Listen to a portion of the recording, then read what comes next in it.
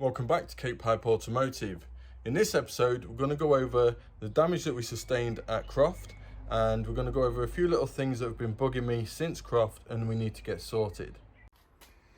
As you will have seen from the video from Croft, we managed to just hit the wing and the kind of front end of the car here. And as you can see, a bit of it is bent.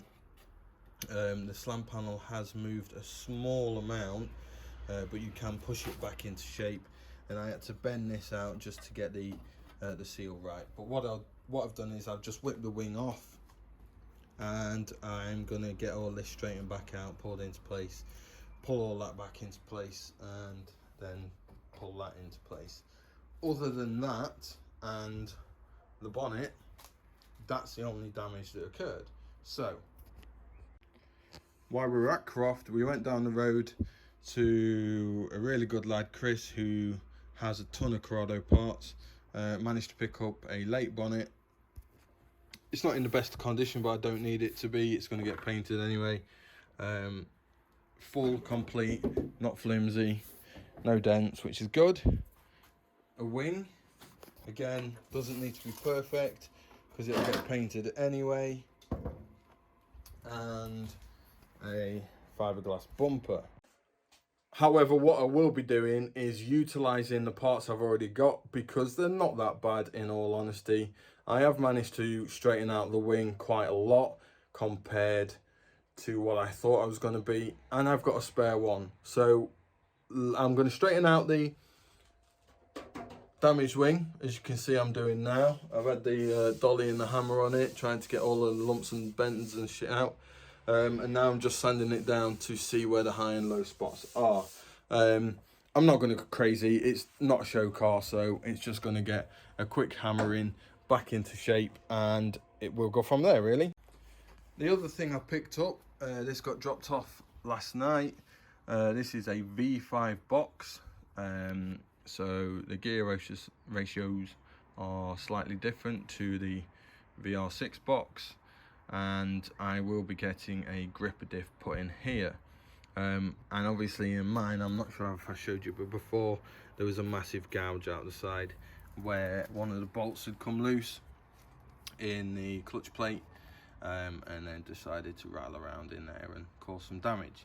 Not sure when that was, not even sure if it was with me having the engine, no idea. But so this will go straight on to that engine, and we will get the gripper diff put in whenever we can. So that'll be, I think, a later in the season thing. However, we've still got that to run. So onto the engine. The engine ran really well, although slightly down on power. The top end of third, top end of fourth, after kind of about 4k RPM. It just didn't have the legs that it had before. So I'm going to make a few changes to the engine while it's here before Silverstone. Do another compression test, make sure everything's all right. It was all right, but niggly things like that just kind of give me an idea that something's not correct. So I'll get that sorted as well. So here we are, car's all back together, apart from obviously the front bumper and the bonnet, but they're just to slot on. As you can see, that's the old wing. It's just sprayed in like a satin black, from kind of like Halfords. Nice, quick, cheap and easy. I just bashed all the dents out that I could. It doesn't look too bad. It's not perfect, but it will do. What I have done is, to try and alleviate some fueling issues at the top end, is I've put a 4-bar fuel pressure regulator back in. Now, when I swapped from the OBD1 over to the OBD2, I dropped back down to the 3-bar, because the 3-bar is what came on the OBD2. But however, because I feel that there is a bit of fuel starvation at the top end of third and fourth, where the revs are higher, I've been reading up on it, and people have said the 4-bar will just give you that little bit more fuel. So I'm hoping, fingers crossed, that works out. If that doesn't work on qualifying at Silverstone, I will be changing the MAF. I've got two spare ones, I will be just changing the math over just to see if that's the issue. Other than that, there's not a lot I can really do. It's just going to have to be suck it up and see how we get on at the race, and just keep pushing as hard as I can, hopefully not causing any safety cars.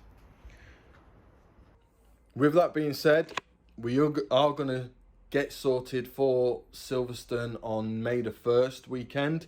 You'll probably see this video on that weekend, so once we've done the weekend, keep an eye on our socials. You will see our results, how we did, what's going on, things like that.